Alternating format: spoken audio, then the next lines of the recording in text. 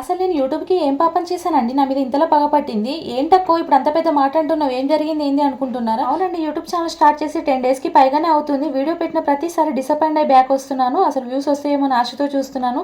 అసలు views రావట్లేవు. Subscribers కూడా పెరగట్లేరు. చాలా బాధగా అనిపిస్తుందండి. పిచ్చి పిచ్చి వీడియోస్ చేసే వాళ్ళకైతే లైక్స్ బాగానే వస్తాయి. యూట్యూబ్ కూడా అట్లాంటి వీడియోస్ బాగానే రికమెండ్ చేస్తది. కానీ మంచి వీడియోస్ చేసిన వాళ్ళనైతే అసలు రికమెండ్ చేయదు.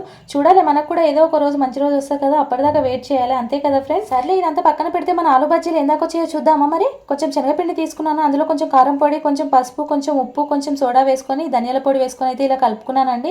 ఆలు బజ్జీలు చేసుకోక చాలా డేస్ అవుతుంది. ఎందుకో తినాలనిపించింది. ఇంకా అందుకే ఇక్కడ ప్రిపేర్ చేస్తున్నాను. చూస్తుంటేనే నోరు ఊరిపోతుంది. నిజంగా చెప్పండి, మీకు కూడా అలాగే అనిపిస్తుంది కదా? రండి రండి, మరి మీకు కూడా చేసి పెడతాను. ఆలు బజ్జీ చేయగా కొంచెం పిండి మిగిలిందండి. ఇంకా అందులోనే ఆనియన్స్ కట్ చేసి వాటిని కూడా బజ్జీలాగా వేశాను. అమ్మయ్య, ఇప్పుడు అయిపోయిందండి ఆ బజ్జీలు చేయడం. ఇంకా హ్యాపీగా తినొచ్చు ఇప్పుడైతే.